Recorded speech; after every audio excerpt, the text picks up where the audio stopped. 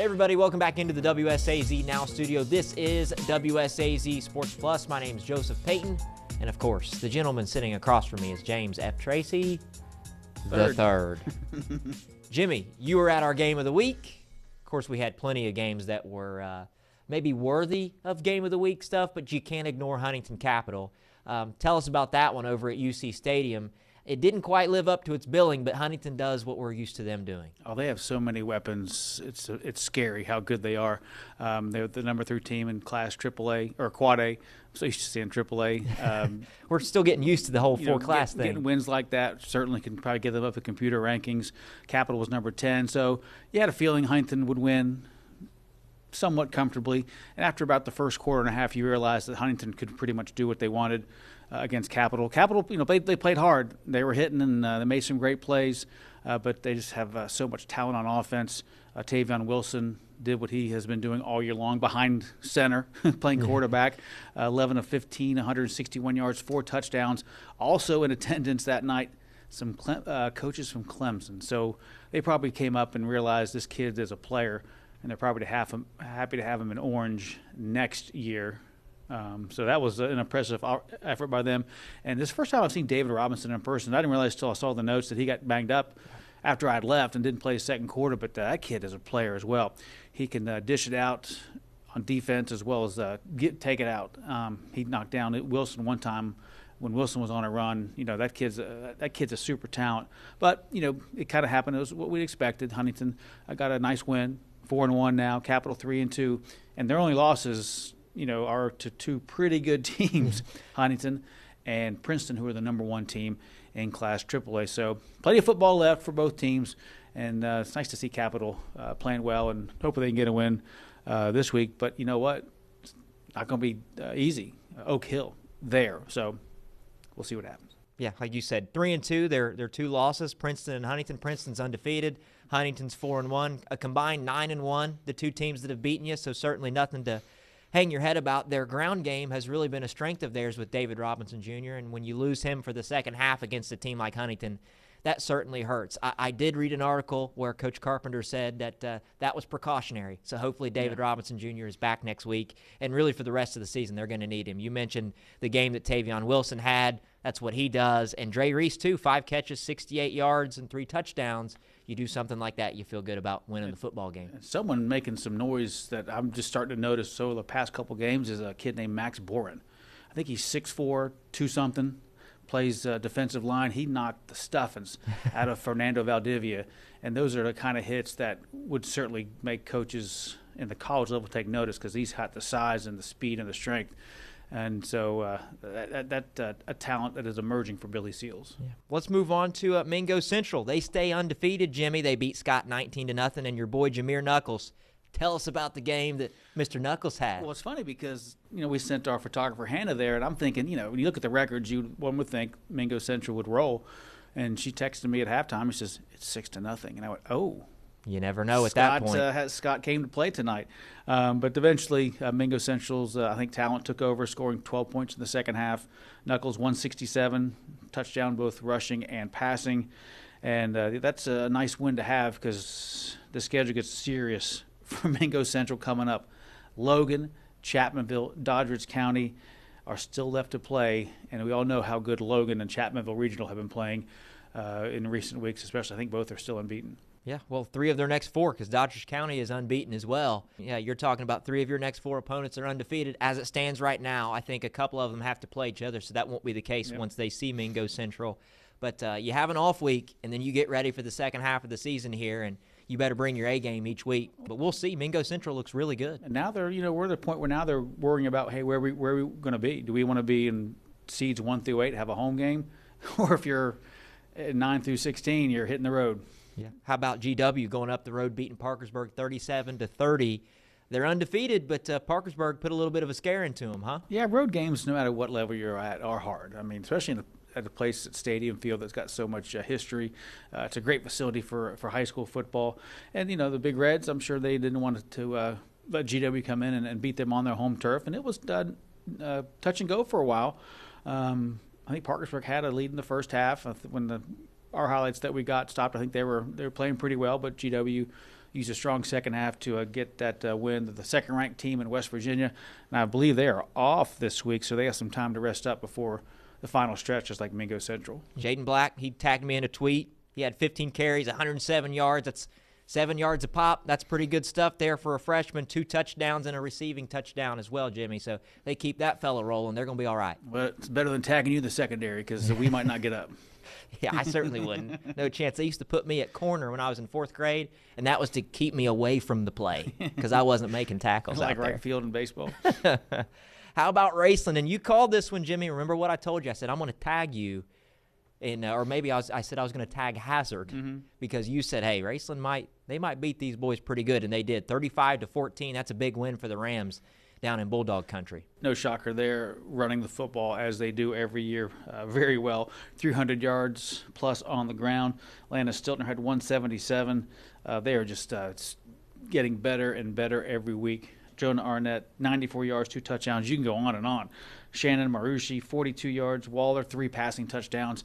I mean, it's just they are becoming a juggernaut in Class 1A with dreams of taking that into December to Kroger Field and finally getting that state championship. Run the football well. You can pretty much dictate the terms of any game. You control the tempo, all of it. And even still, though, some passing touchdowns in there. Jake Waller had 3 of them, and Parker Eisen caught 2 of them. So the Rams can do it all, but, that ground game is certainly kind of a hallmark of what the Rams like to do. And it can demoralize the other team real quick. I mean, if you're on offense for 5, 6, 7 minutes, your offense is kind of getting stale. Or if you're playing 2 ways, if you go from defense to all of a sudden you're playing against the Raceland defense on offense, it's just, it can just wear you down. And that's why, all of a sudden a 7-0 game can turn into 21-0 in a heartbeat. Yeah. How about this game that we had up at Ripley, man? 38-36, Roane County beats the Vikings. This is one of those games that you just kind of kick yourself wishing that maybe we would have stuck around for much longer, but logistically it just doesn't work for us.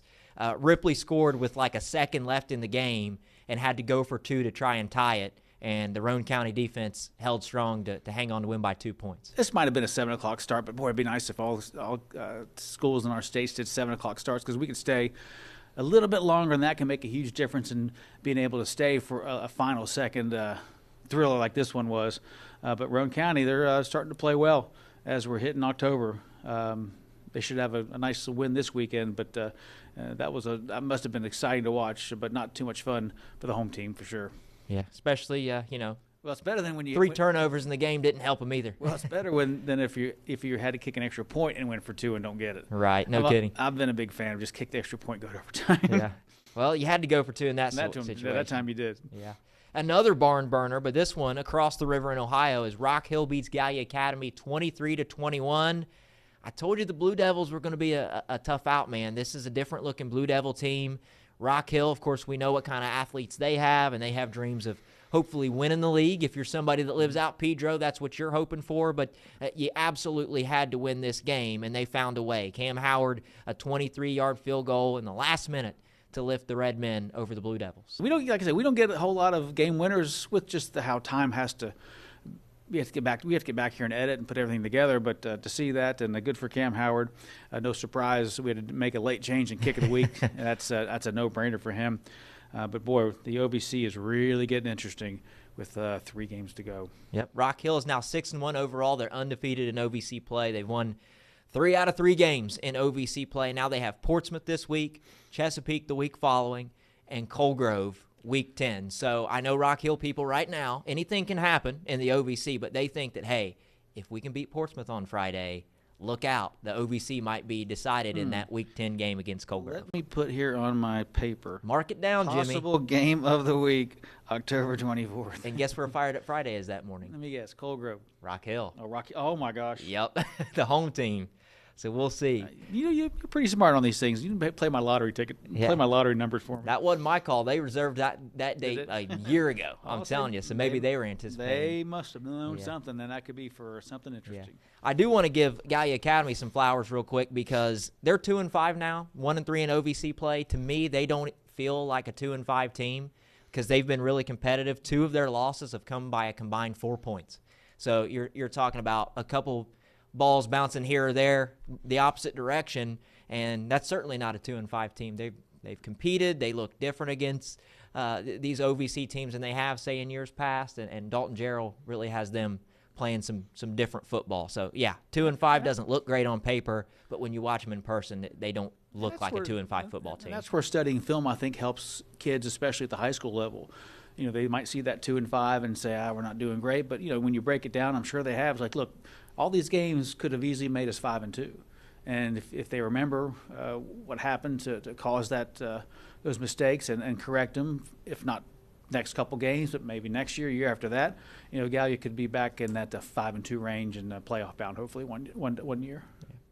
This was one of the games I was at, Jimmy. Boyd County beats Greenup County 49-7. You talk about everything going right for one team and an absolute nightmare on the other sideline. That was this ball game. Our play of the week was Cam May. He had 3 interceptions in this game. 2 of them he took back to the house, and the third one, it looked like he might. But, man, turnovers plagued Greenup County, and you just can't do that against a team like Boyd. But 49-7, I'm not sure many people saw that kind of score if you were thinking about this game before Friday night. It's a little too early for a snowball, but that's a snowball game.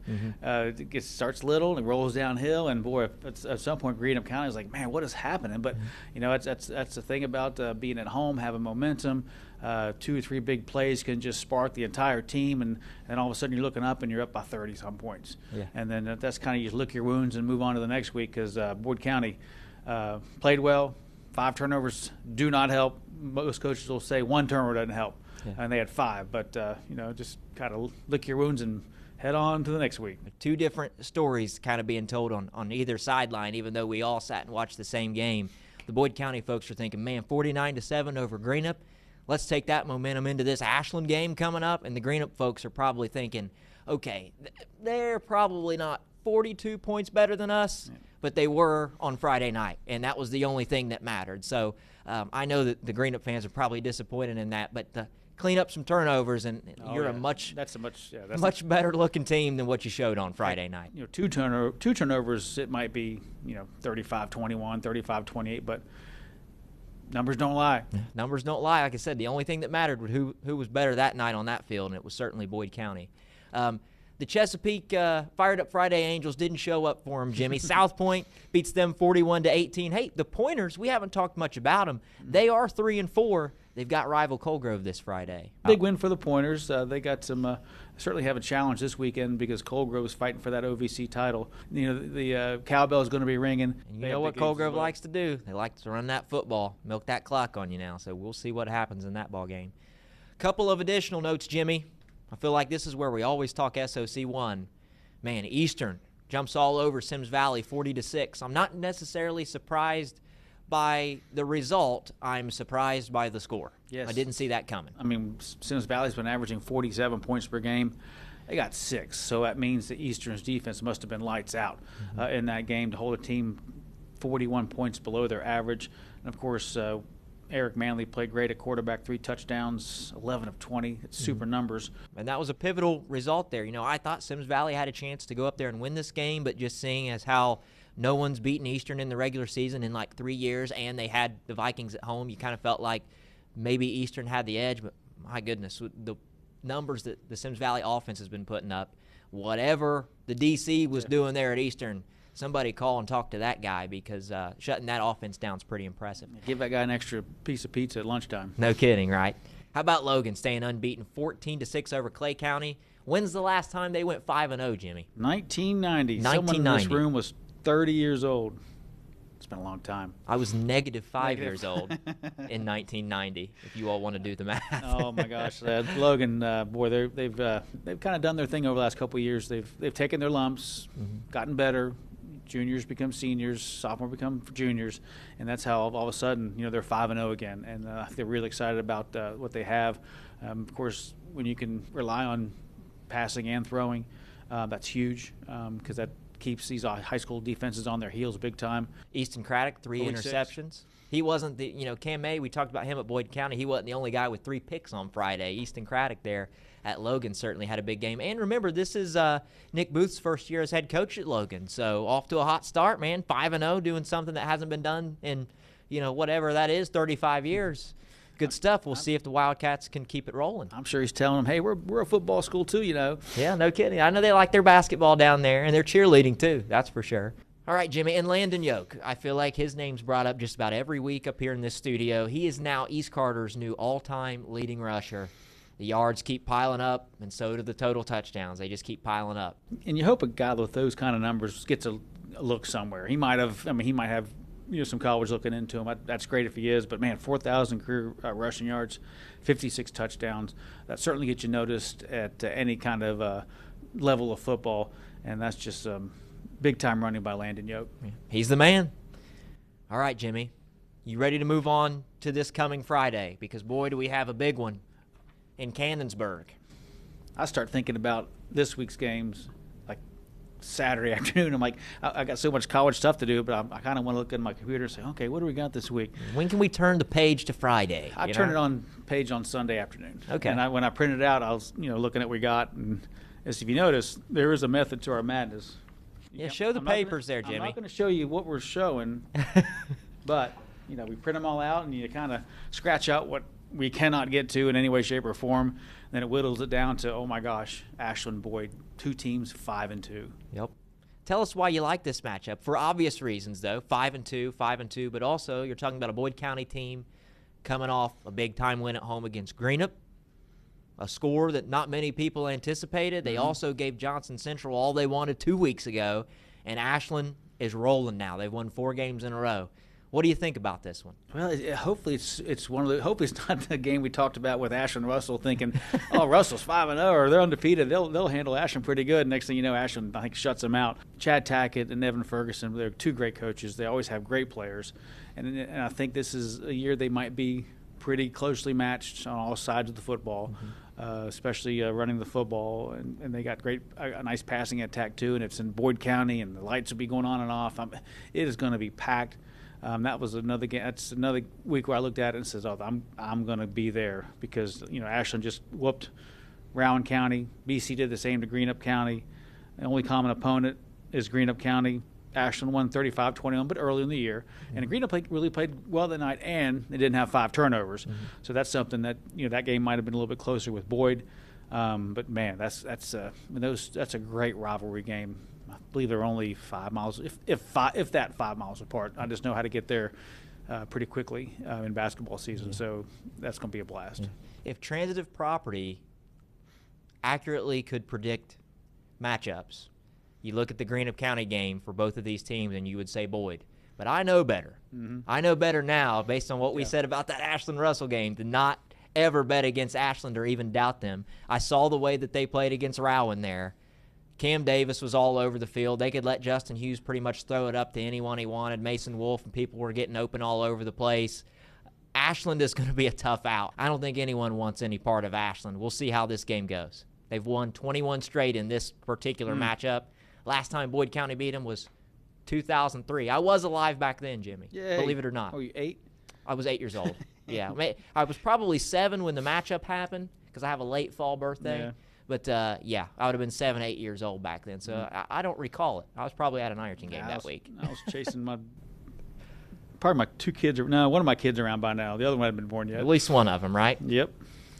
All right, let's turn the page because you and I were just talking. We said, this one here, quite the case for Game of the Week. But, of course, Ashland and Boyd got the nod. But, man, Eastern 7-0 at Notre Dame.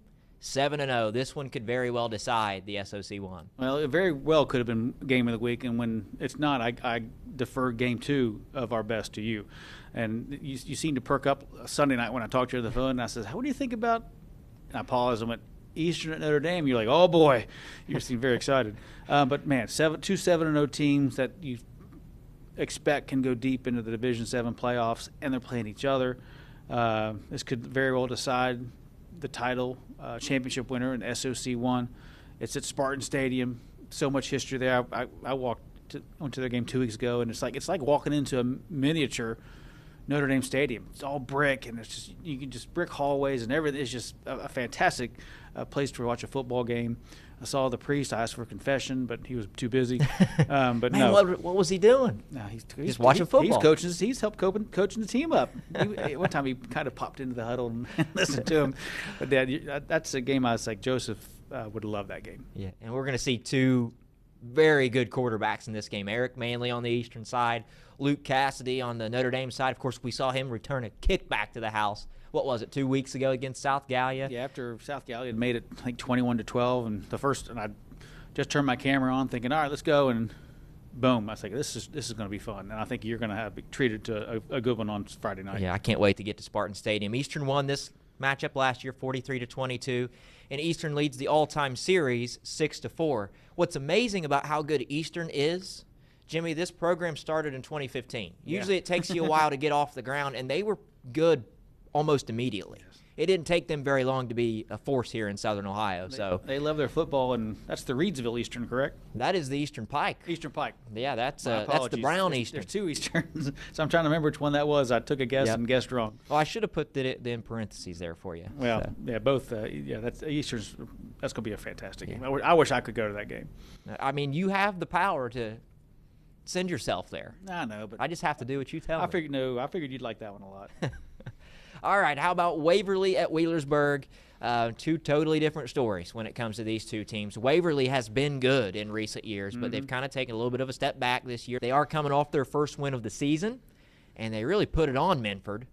Maybe a lot of people didn't see that coming, but shout out to the Tigers for finally getting in the win column. Wheelersburg, probably one of the best teams in Division 5, and they're certainly number one right now in Division 5, Region 19. They're 7-0. Just put it on Oak Hill. So we'll see about it. And that's a game you kind of get up early, hopefully, for Rob Woodward's team and maybe rest some of the starters, get some younger guys some reps because you never know when you're going to need someone whose guy before him gets hurt. I mean, it's next man up, and this is the game where you can really work on that. And then hopefully, if there is a next man up scenario for someone on that team, they're ready. Yeah, and Waverly, they're not going to be down for long. Because, like I said, they got too many athletes in that school, and that program, like I said, historically has been very good. So I would like to think that this is a temporary issue for that football program. Okay, Jimmy, another big one in the OVC. Portsmouth, who is 4-3. They are at Rock Hill, who is 6-1, coming off that emotional victory at the end of the game against Gallia Academy. Rock Hill is undefeated in OVC play, and like we said, they've got Portsmouth this week, Chesapeake next week, and Colgrove week 10. This is a must-win game if they want to win that conference. You know, when kids see a goal ahead of them, it's tough to see that goal when it's week 1, week 2, week 3. But you know, when you got 3 games to go, and realize if we went out, we're bringing home an OVC title, which has been a while. Rock Hill has plenty to play for, and so is Portsmouth too. So who wants it more? Yeah. And that's the thing. Both teams have a lot to play for, but for different reasons. For Rock Hill, obviously, you want to keep your OVC title hopes alive, like you mentioned, and Portsmouth's fighting for its playoff life. Remember, in the playoffs in Ohio this year, we're not inviting 16 teams per region. It's 12. And right now, when you look at that region that Portsmouth's in, they're the number 12 team. So you can't afford to lose any games. They got to win. I mean, that's all there is to it. Plain and simple. We will see. How about Scott at Logan? Scott's 1-4. Logan, as we mentioned earlier in the show, is 5-0 for the first time since 1990, and the Wildcats had a bit of a scare last week, but 5-0 is 5-0. I don't care how you get there. Yeah, Scott, maybe they have some confidence after playing close with Mingo Central. Shut out again, but, 6-0 at halftime was a pretty good – maybe that's a nice shot in the arm for them to say, hey, guys, we can compete with some of these better teams in our class. But I think, Logan, right now their train rolling down the tracks. Beat Clay County 14-6. Adam Baisden throwing it everywhere for Logan, and they're just scary good right now at the unbeaten. They got Mingo Central and Chapmanville too, so they would certainly love to go unbeaten in the playoffs. They can't afford to lose this one before those other 2 games. Sometimes that's hard because you know as well as anybody if you're looking ahead of the Mingos and the Chapmanvilles of the world, and you don't start out hot and just kind of knock the team out you're supposed to beat. If they hang around, weird things happen. Things start to pucker up a little bit. No kidding. Okay, a couple more, Jimmy. Man, who is 2-4 there at Chapmanville Regional, who is 5-0. The Tigers are rolling. They just beat Tulsa 41-0. And the Tiger defense hasn't given up more than 13 points per game. So they're tough, too. They feel like they should be able to beat man, another Logan County foe here. Hopefully the bat situation gets remedied real quick. Hey, we're there for Fired Up Friday. They're moving it outside. Well, so bats aren't up. When the daylight comes out, they're gone. But I can attest that Fired Up Friday happens in the dark in the morning. That's how early it is. So. Yeah, it didn't get light till like early November, but that'll be fun. That is as much fun as Chesapeake was outdoors. I can imagine Chapman will be just as fantastic, and the kids are going to love it. Just if they can take that momentum into the evening game against Man, much like the Logan Scott game, jump on the Hillbillies early. Get some rest and try to move on to 6-0 for the next week. Yep. And then we don't see these two teams very often, Jimmy, but we plan to get them this week. Roane County, of course, coming off that emotional win against Ripley. They're at Ravenswood, who is 0-5. Yeah, Roane, they're all of a sudden turned into a sneaky 4-1 team and really good. Ravenswood, not very often they struggle, but they're at 0-5 right now. They've been shut out 3 times, so one would think that Roane County should easily get to 5-1 as they approach the end of the season. You want to go to some of the other games around the region, Jimmy? Because we've got plenty, as we always say. Sweetly. We pay attention to them all, can't get to them all. Some of these we actually will get to. Oh, I can guarantee you. Yeah, because we haven't finalized the schedule for Friday. You haven't. You're looking at it, sort of. I've been looking at it the last 2 days. Well, we'll start with Buffalo, who travels to Braxton County. Capital heads to Oak Hill, looking to bounce back after the loss to Huntington. This will be an intriguing one. Parkersburg coming to Huntington. You'd like Huntington in that matchup, but we just saw Parkersburg give GW all they wanted. So we will see. Who else we got? Another Parkersburg school coming this way. Yeah, both teams from Wood County coming down I-77. The Patriots taking on Hurricane, who got their first win, I believe, a week or so ago. But you got to think that South will roll in that one. Another game that might be out of reach very early, Nitro at Lincoln County. And this game, fingers crossed, Photog doesn't get sick, call in sick, Williamstown at Polka. Yellow Jackets are playing pretty well, but they have them at O.O. White Stadium. Moving on, we've got Point Pleasant traveling to Warren. That's an Ohio school, the Warren Warriors.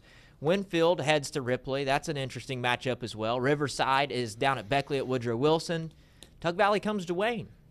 That should be fun. I'm still trying to squeeze that game in here somehow. Surely we can get someone over there, right? Ryan Epling will be there. He's got a phone in his pocket. He could do double duty. Shoot the game with his phone while doing play-by-play.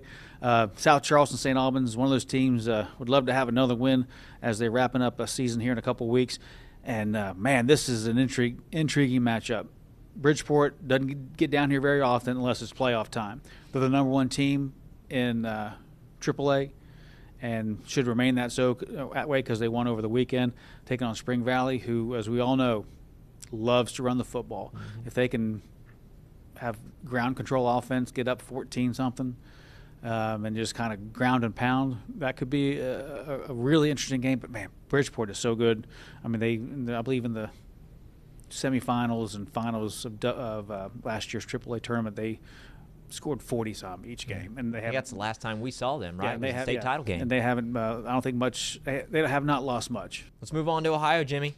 Athens is at Wellston. Athens is having a heck of a year. Chesapeake goes to Gallia Academy. And then that rivalry game we talked about, there's our answer. South Point goes to Coal Grove.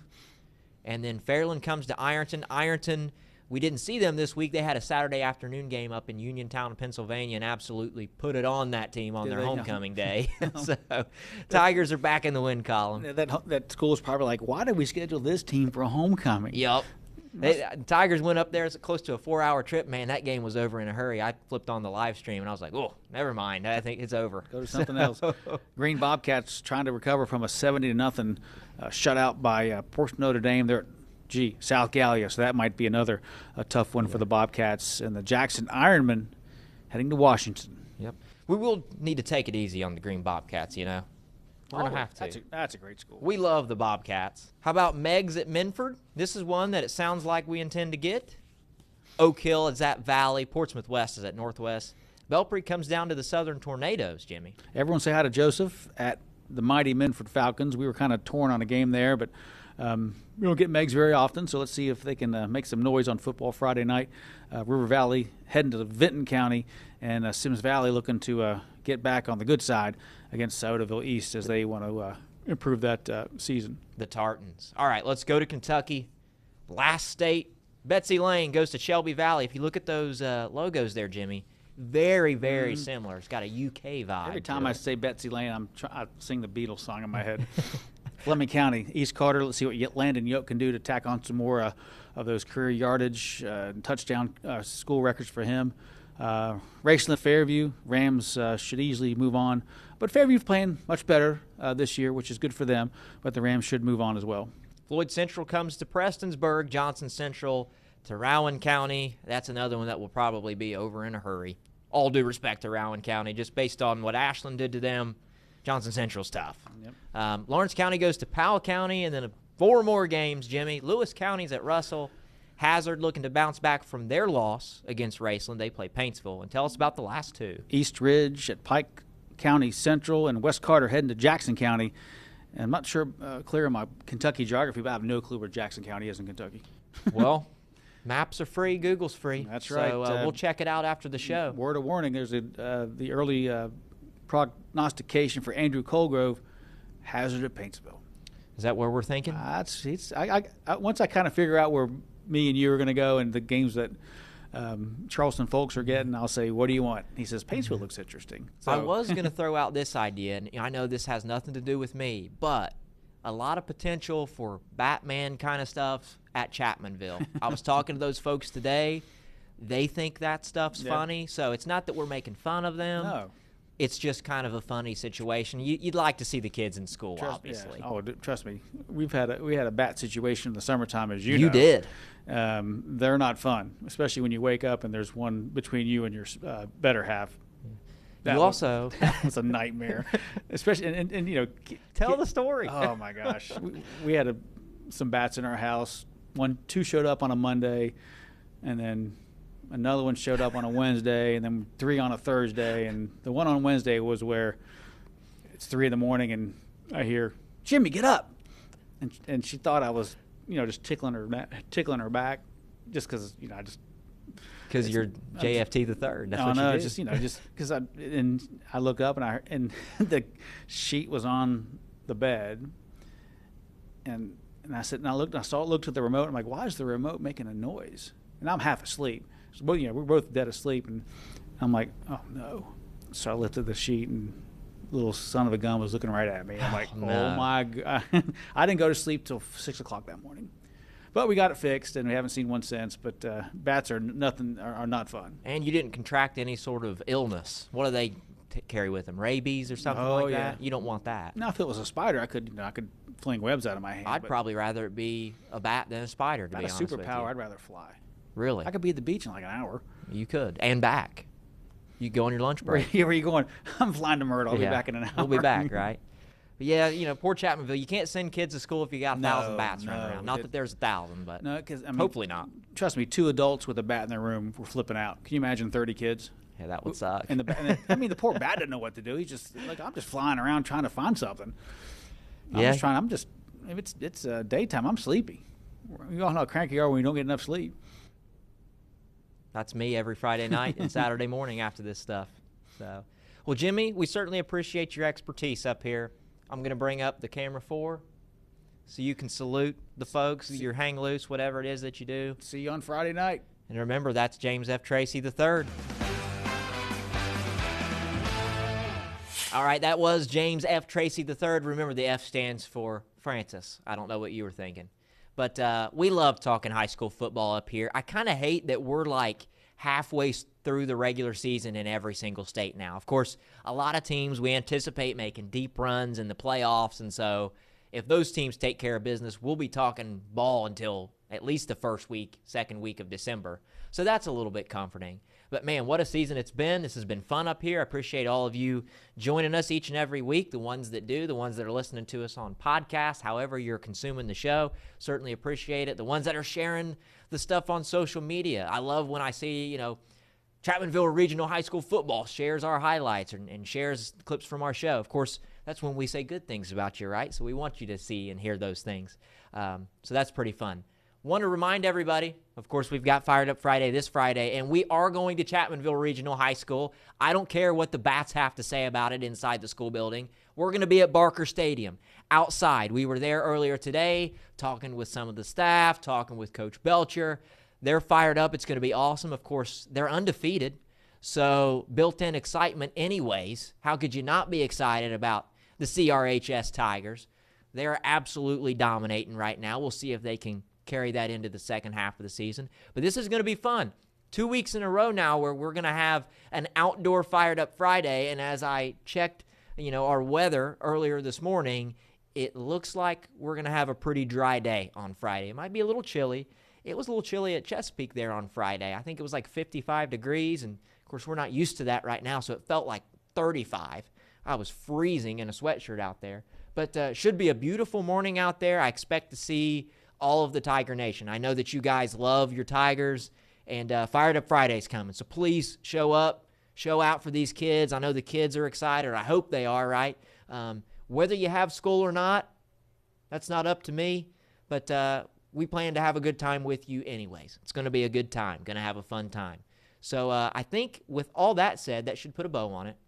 And remember, our stream now is at 9 o'clock on Tuesdays. If you're watching us on the stream right now, salute to you. We love you. Thanks for coming. Thanks for finding us. But remember, 9 o'clock on Tuesdays for the high school football show, 9 o'clock on Wednesdays for the college football show that we do up here with Keith Morehouse every week. And, with that being said, just go follow us on social media. We're easy to find, WSAZ Sports Plus, pretty much everywhere. Twitter, Instagram, whatever. Subscribe to us on podcasts as well. If you're more of a listener and you don't really care much for the visual, that's fine too. Just make sure you go subscribe on there. Leave us 5 stars. That would be cool. I don't think we've been rated yet. I don't know what that does for us. It doesn't put any money in our pocket that I'm familiar with. I don't think it does. If it does, I'll let you know. But, appreciate you all listening to us and watching our program. We'll see you same time, same place next Tuesday at 9 o'clock right up here in the WSAZ Now studio. This has been WSAZ Sports Plus.